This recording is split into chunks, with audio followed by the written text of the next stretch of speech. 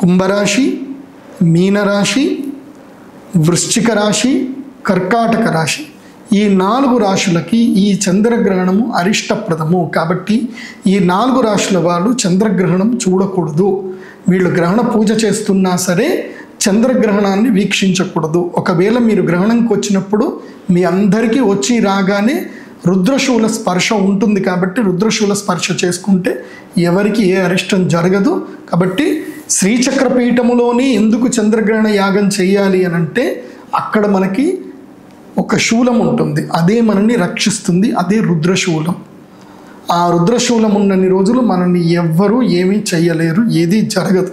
కాబట్టి ఆ జగదంబ, ఆ శివుడు రుద్రశూలం మనల్ని సంరక్షిస్తుంది. కాబట్టి రుద్రశూల స్పర్శ ఉంటుంది. అందరూ కూడా ఈ చంద్రామృత సిద్ధి తంత్రంలో యాగంలో అటెండ్ అవ్వాలి. ఈ 4 రాష్ట్రాల వాళ్ళు మస్ట్ అండ్ షుడ్ అటెండ్ అవ్వాలి.